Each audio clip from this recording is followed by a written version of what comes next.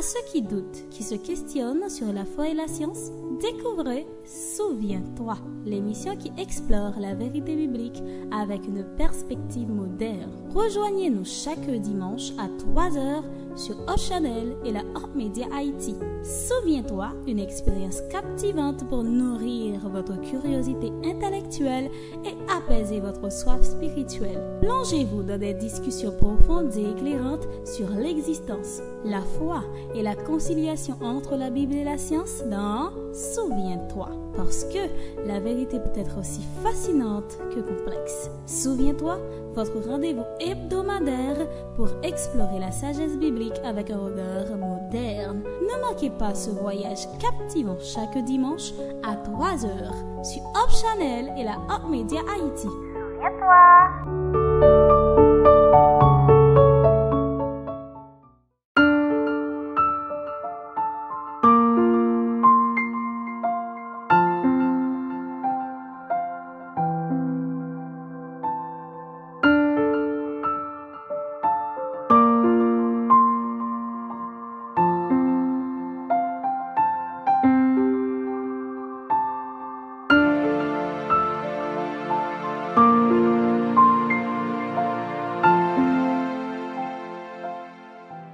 Internautes, téléspectateurs, téléspectatrices et du Souviens-toi, nous sommes très heureux de vous retrouver.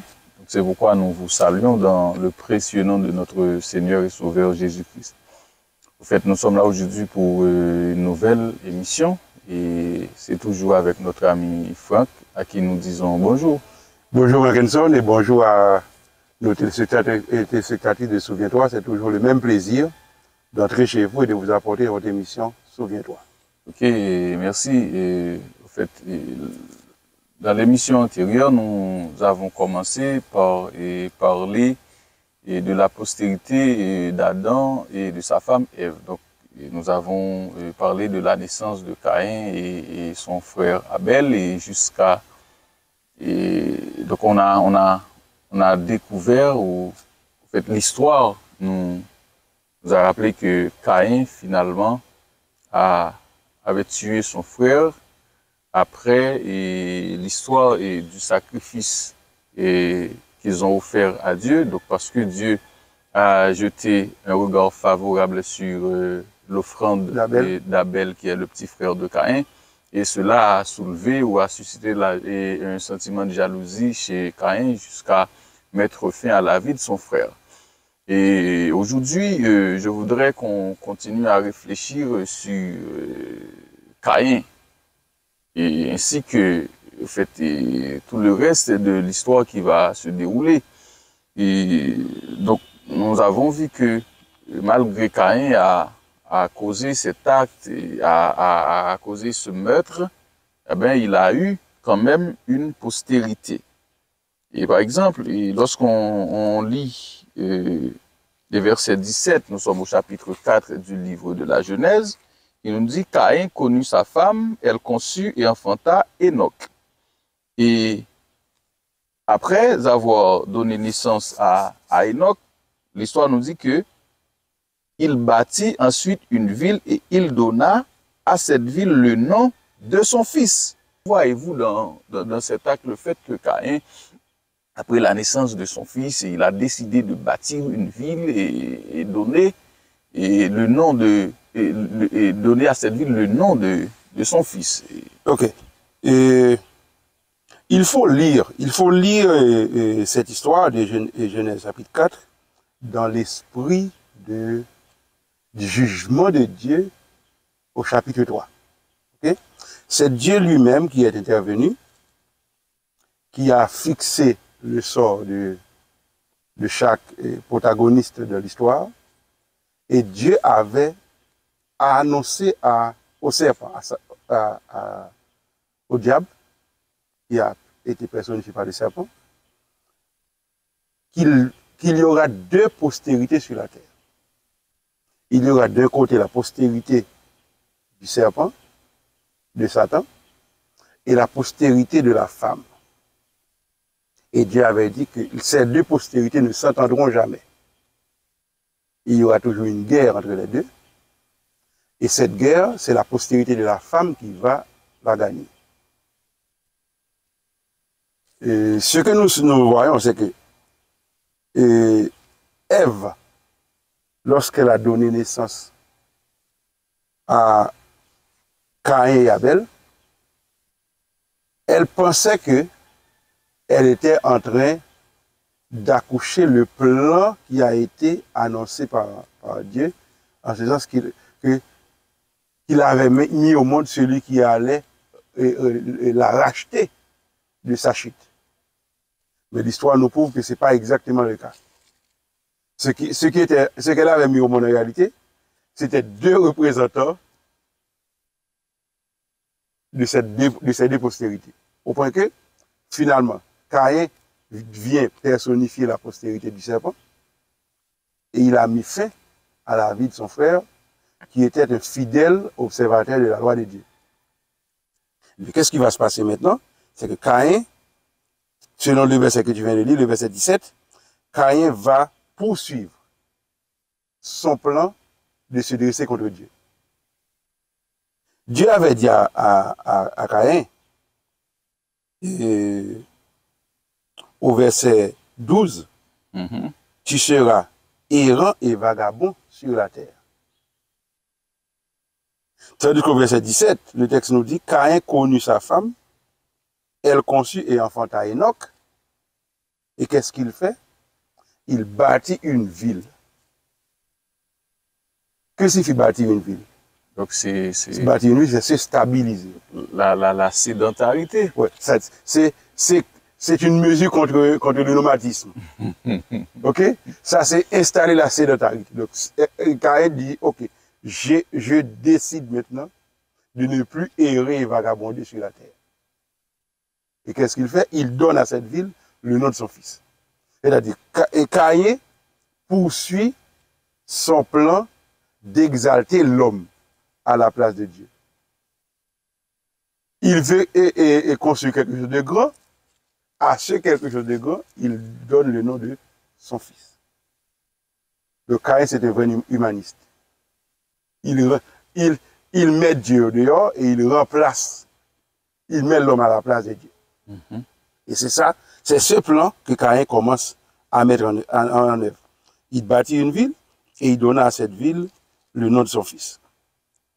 Et si tu continues à observer dans toute la ligne de Caïn, tu vas voir que ce à quoi on va assister, c'est à la poursuite du plan de l'homme, ou du plan satanique, si tu veux que je le dise comme ça, de se dresser contre le plan de Dieu. Par exemple, le fils d'Enoch, Enoch lui-même va engendrer un fils, qui va encore engendrer un autre fils. Et le verset 19 nous dit, le mec, qui est l'un des fils, des petits-fils de Caïn, lui-même, il va prendre deux femmes. Là, tu es au verset 19, c'est ça? Je suis au verset 19. Il va prendre deux femmes. C'est-à-dire, il va, je dirais, avancer un peu plus dans la perversité. En installant ou en venant avec l'idée de la polygamie. Il va, pas seulement l'idée, mais ça c'est le fait. Le fait, voilà, oui.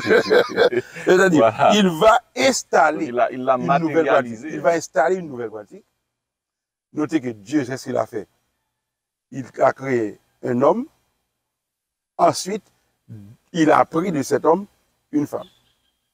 Il les a unis. Le mec, qu'est-ce qu'il va faire? Eh bien, lui-même, il va prendre deux femmes. Un peu plus tard, nous allons voir que d'autres personnes vont encore pervertir ce même plan sous d'autres formes. Lui, il a pris des femmes. Par la suite, on verra que des hommes, au lieu de prendre une femme, vont prendre des hommes comme eux. L'homosexualité va s'installer. Des femmes vont prendre des femmes aussi. Et aujourd'hui, on est en train de demander à la société d'accepter ça comme normal. OK? Ce qui est pathologique. C'est-à-dire, ce plan a commencé avec Caïn. Son fils l'a institué, a institué la polygamie en prenant des femmes. Et cette pratique va se perpétuer jusqu'à aujourd'hui. Et au fait, bon, je comprends bien ce que tu nous dis là, que tu nous donnes là comme explication, mais écoutez bien, et quelque chose d'autre m'a attiré l'attention, au fait, en lisant et les versets, Par exemple, les versets 7 les versets Au chapitre 5, chapitre 4, oui. nous sommes au chapitre 4, et les autres versets, c'est-à-dire Les versets 20, 21, 22. 21, 22, Ok. et je vois que bien, et dans la postérité de Caïn, il y a eu des hommes et dotés de beaucoup de talent. Dotés de beaucoup de talent, oui. Voilà, Oui. dotés de beaucoup de talent. Oui, oui. Eh bien. Et il faut, ça nous a attiré aussi l'attention. Comment la connaissance s'est répandue dans la lignée de Caïn. Par exemple, le verset 20 qui nous dit, après avoir pris des femmes, l'une des femmes, Ada, a enfanté un fils qui s'appelle Jabal, et le texte dit, Jabal fut le père de ceux qui habitent sous les tentes et près des troupeaux. Le nom de son frère était Jibal, et Jibal fut le père de tous ceux qui jouent de la harpe et du chalumeau. C'est-à-dire, il y avait déjà des gens de talent qui pouvaient fabriquer des instruments de musique et jouer de la musique dans cette lignée-là. Ensuite, le verset 22 nous dit, Tila, c'est l'autre femme, le nom de l'autre femme, de son côté enfanta Tubal-Caïn, qui forgeait tous les instruments d'airain et de fer. Or, si tu consultes un chimiste, il t'expliquera quel est le degré de technologie qu'il faut pour pouvoir construire des instruments d'airain et des instruments de fer. Donc le fait que Tubal-Caïn, l'un des fils de Caïn, des petits-fils de Caïn, soit arrivé déjà à forger des instruments d'airain et de fer. Ça signifie qu'il y avait déjà un développement technologique assez avancé à l'époque de ces messieurs. C'est-à-dire, c'est comme le texte m'échappe pour le moment, mais ça doit être dans l'Ecclésiaste. Il dit que le Seigneur fait lever son soleil sur les bons et sur les méchants. Bien sûr. C'est-à-dire, Dieu ne limite pas la connaissance à ceux-là qui acceptent de marcher selon sa volonté. Il fait lever le soleil sur les autres. C'est exactement ce que j'allais dire. J'allais demander, alors, n'était-ce pas une bénédiction? Donc, pour moi, c'est comme Dieu a béni aussi la postérité. Eh bien, justement, ce qu'on voit, c'est que même Caïn, Dieu n'a pas accepté que quelqu'un tue Caïn. Caïn a tué Abel. Lorsque Dieu a dit à Caïn qu'il sera vagabond sur la terre, Caïn a dit, je ne pourrais pas porter ça, c'est trop lourd pour moi. Quelqu'un pourrait me rencontrer, me tuer. Ok, alors. Et Dieu a dit non. Ok, le texte dit, Dieu a mis un signe sur Caïn pour dire que personne ne doit tuer Caïn. Et si quelqu'un tue Caïn, Caïn sera vengé cette fois. C'est-à-dire, Dieu ne déteste pas quelqu'un parce qu'il ne fait pas la volonté de Dieu. Dieu, c'est un Dieu d'amour. Et Dieu n'est pas amoureux, il est le Dieu d'amour. C'est-à-dire, Dieu ne veut pas renoncer à lui-même. L'amour, ça fait partie de la nature de Dieu. Donc, il n'y a rien qu'un homme puisse faire qui aura comme conséquence que Dieu ne l'aime plus. Ça n'existe pas. Il nous aime, il aime tout le monde, peu importe ce que quelqu'un peut faire. Par exemple, son état. Tout le monde connaît Jean 3, verset 16. Dieu a tant aimé le monde. Il a donné son Fils unique afin que quiconque croit en lui. C'est-à-dire, si tout devait dépendre uniquement de l'amour de Dieu, c'est tout le monde qui serait sauvé. Parce que Dieu a tant aimé le monde que ce qu'il a de plus cher, de plus précieux, c'est ce qu'il a donné, son Fils. La question, c'est que ça ne suffit pas. Quand je dis ça ne suffit pas, je ne dis pas que le sang de Jésus n'est pas suffisamment efficace. Mais quand je dis ça ne suffit pas, ça signifie que le pécheur lui-même doit répondre à l'amour. Il doit réagir. Donc, c'est la réaction du pécheur qui doit donner sens à l'amour de Dieu. Le texte dit Dieu a tant aimé le monde qu'il a donné son Fils unique. Mais le complément du texte dit afin que quiconque croit ne périsse pas. C'est-à-dire l'amour de Dieu est disponible pour sauver tout le monde, mais celui qui veut sauver doit croire que cet amour réellement peut le sauver. C'est ça. Et c'est seulement pour cette raison que tout le monde ne sert pas sauver. Parce que c'est à chacun d'accepter le salut. Mais si cela devait dépendre de Dieu uniquement, eh bien, tout le monde serait sauvé. Sur la croix, Jésus a demandé de pardonner à ceux qui l'ont cloués, qui l'ont crucifié. Qui l'ont crucifié. Hein. Mais ces gens-là n'ont pas obtenu le pardon. Le pardon est disponible. Oui. Mais au moins, il faut qu'ils ouvrent la main pour le recevoir. Malgré Jésus, malgré qu'ils savaient ils étaient en train d'observer ou de voir que Jésus était en train de crier et de prier pour eux et de demander pardon pour eux, donc ils continuaient à les crucifier. À les crucifier et puis voilà. à les ridiculiser. Okay. Donc, la connaissance était disponible également pour les descendants de Caïn. Okay. Parce que Dieu fait lever son soleil sur tout le monde. Voilà, donc Caïn a mis fin à la vie de son frère Abel et maintenant c'est lui qui est en train de s'établir. Donc il est en train de se faire un nom, il est en train de se faire une postérité. Mais de l'autre côté, on peut dire aussi que ses parents, c'est-à-dire Adam et Ève, étaient plongés dans une désolation à la mort de leur fils Abel. Mais arrivé au verset 25, par exemple, et verset 25 et verset 26, on nous dit que Adam connut encore sa femme, elle enfanta un fils et l'appela du nom de Seth. Car, dit-elle, Dieu m'a donné un autre fils à la place d'Abel que Caïn a tué. Donc ce verset, c'est un verset rempli d'informations. Voilà. Premièrement, le verset nous dit que il n'y a pas eu que la lignée de Caïn. En même temps que la lignée de Caïn prospérait, Dieu a pris comme mesure de remplacer celui qui a été tué. Seth a joué ce rôle. Seth, c'est un mot qui signifie remplaçant. Okay?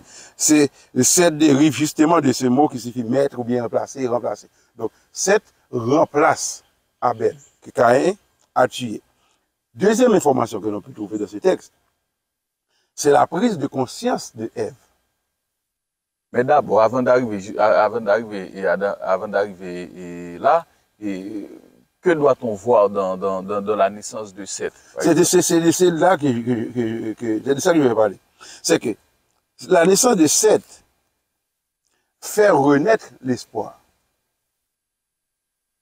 Pourquoi? Parce que la scène des versets 1er à 8 nous disait quoi? Nous disait que, eh bien, voici deux modèles d'adorateurs. Un modèle qui veut obéir à Dieu conformément aux recommandations de Dieu, c'est Abel, et un autre qui voudrait obéir, mais ça doit être à sa manière. Qui n'est pas, une lignée qui n'est pas prête à faire tout ce que Dieu recommande. Ok?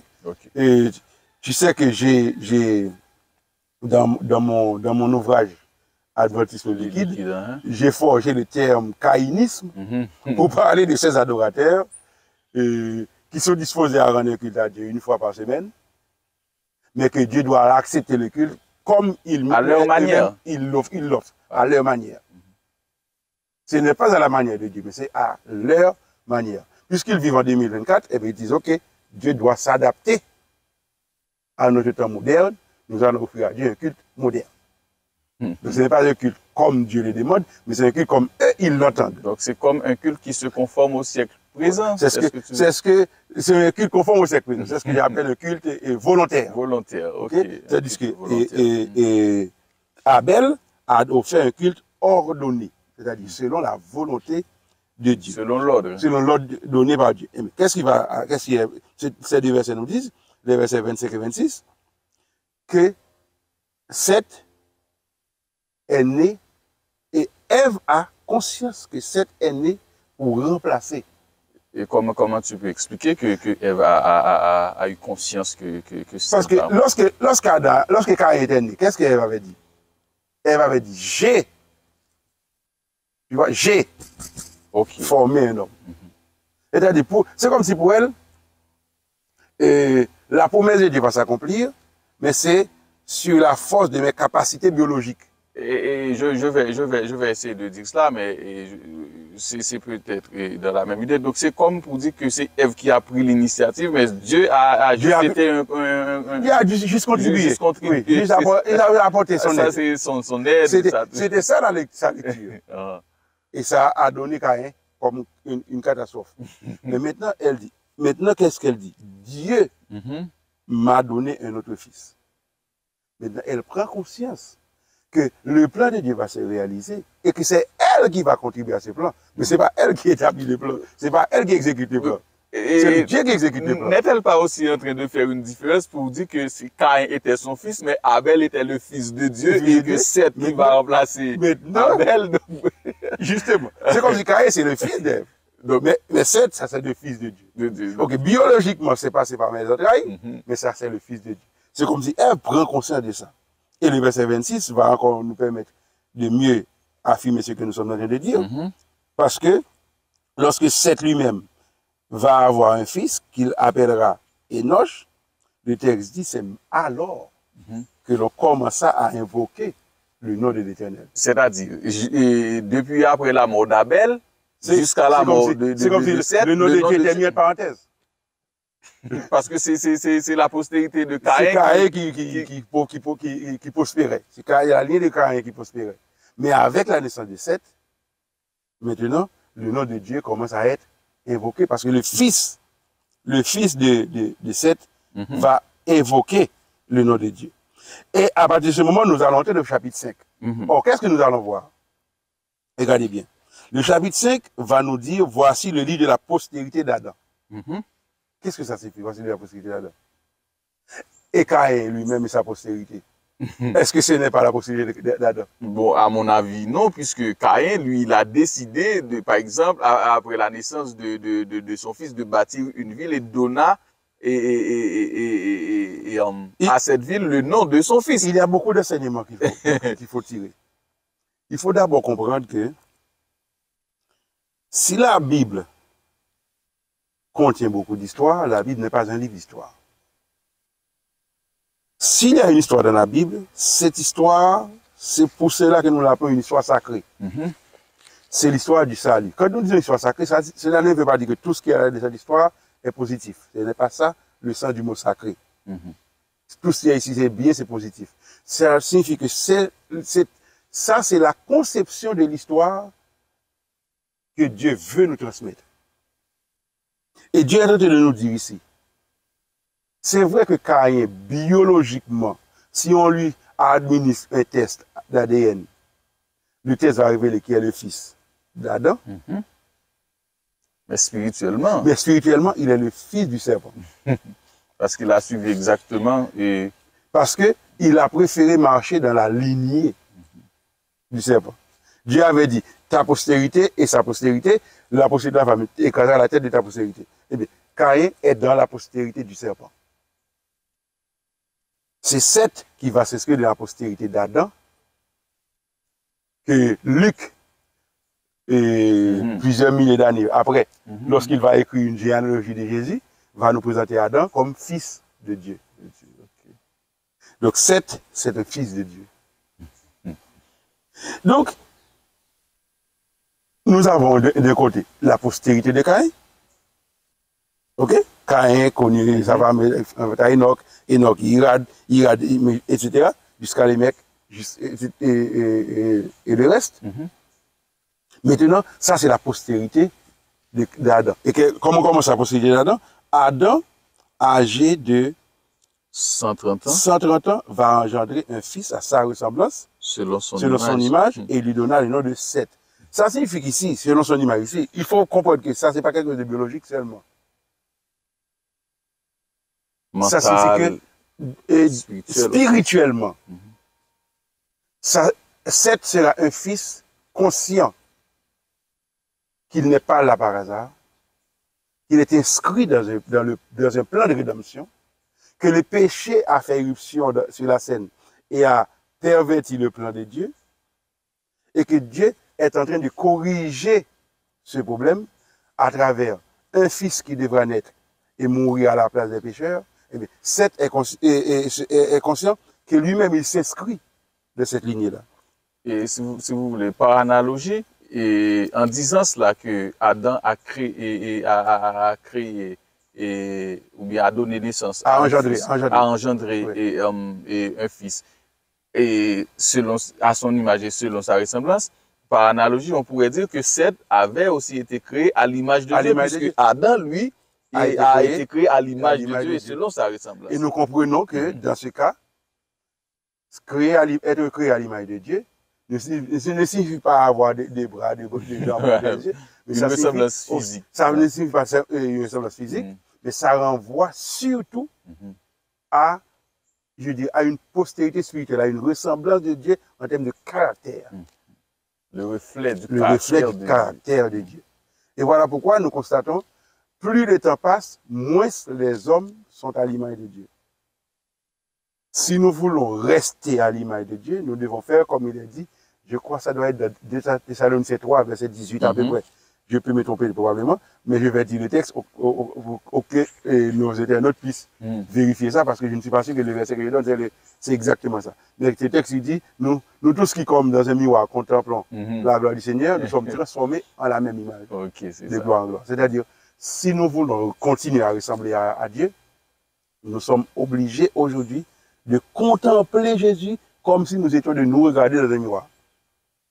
C'est-à-dire, nous devons arriver à un moment où nous nous regardons, mais c'est Jésus que nous voyons. Sinon, nous n'allons pas ressembler à Dieu.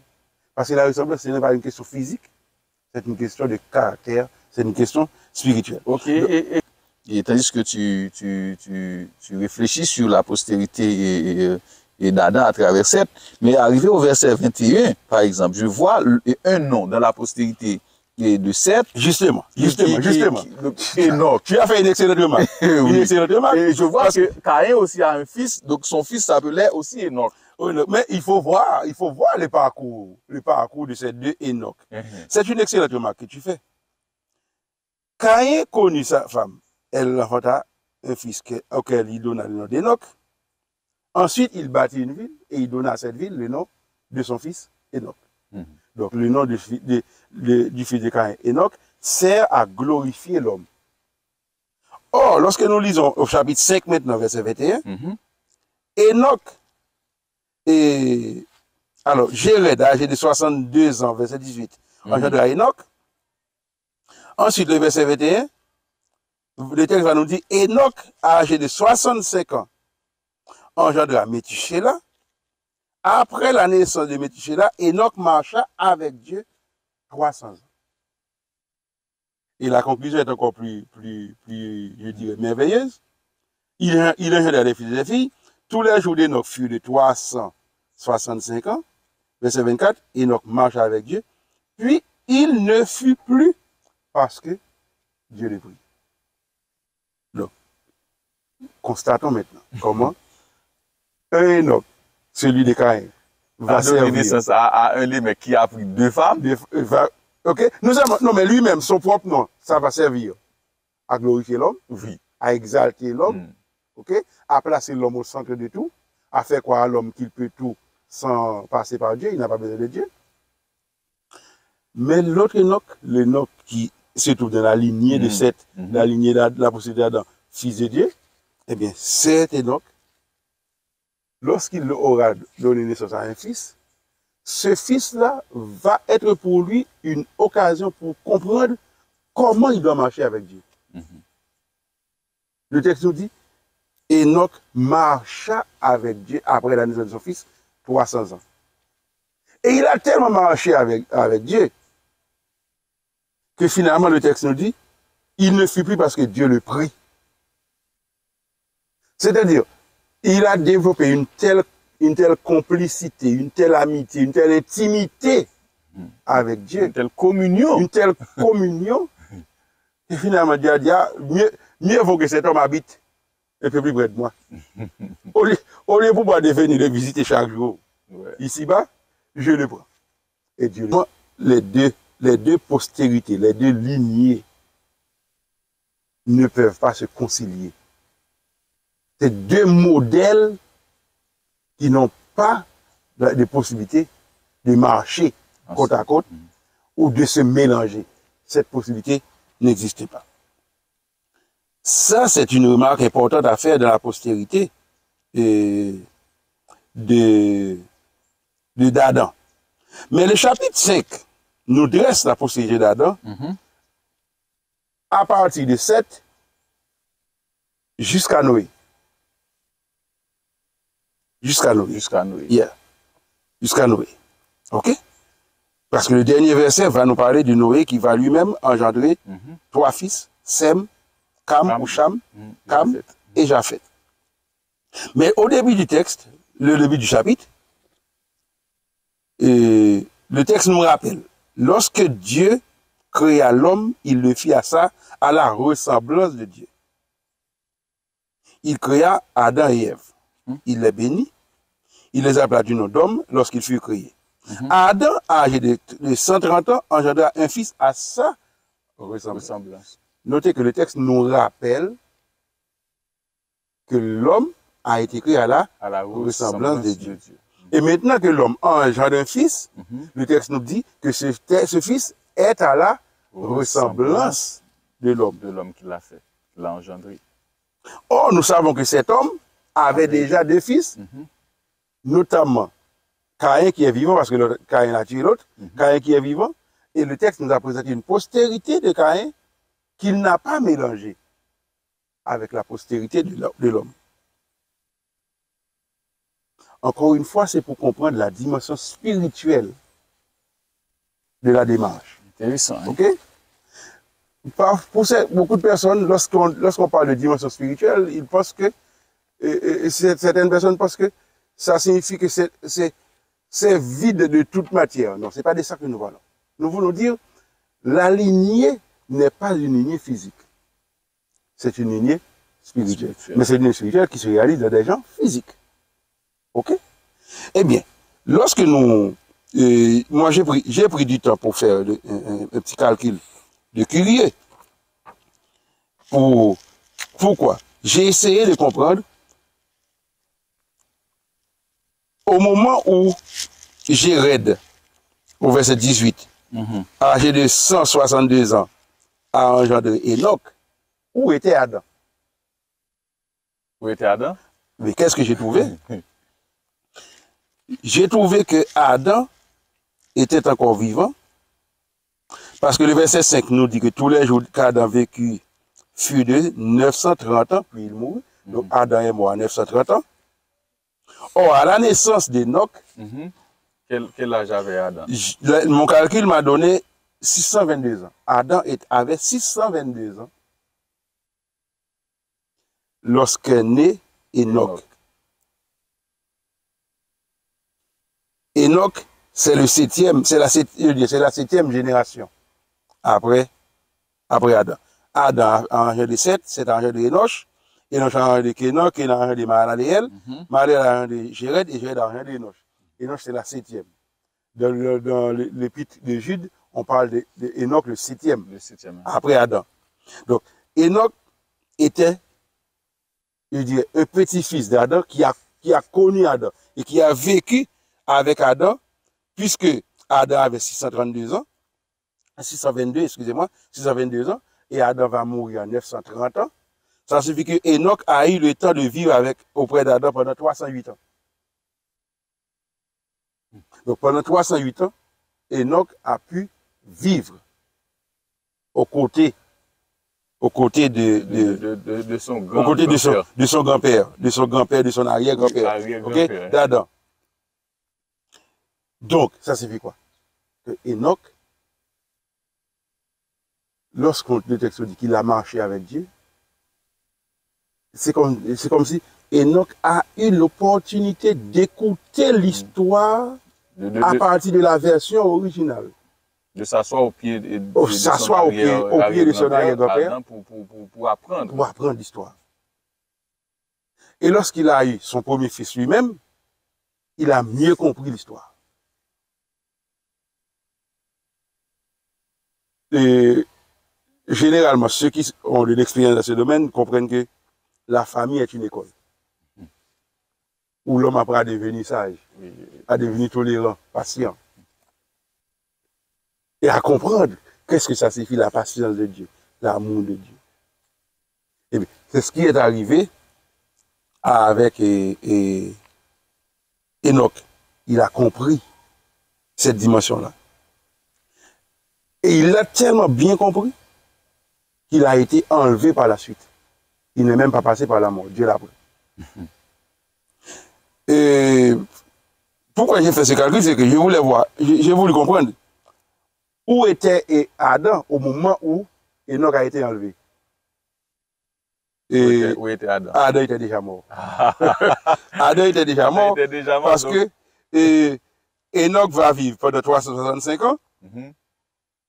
Et Adam aurait eu 987 ans à la naissance, à l'enlèvement d'Enoch.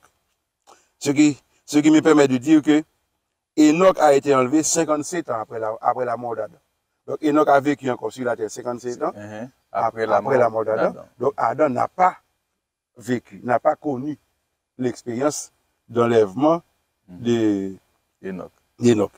Mais Enoch lui-même a pu écouter l'histoire, l'enseigner à ses enfants, parce que Enoch va engendrer comme enfant Métichéla. Métichéla est connu comme l'homme qui a vécu le plus de temps sur la terre, qui va vivre jusqu'à 967 ans, et puis même plus qu'Adam, qui n'a vécu que 930, lui il est arrivé jusqu'à 960.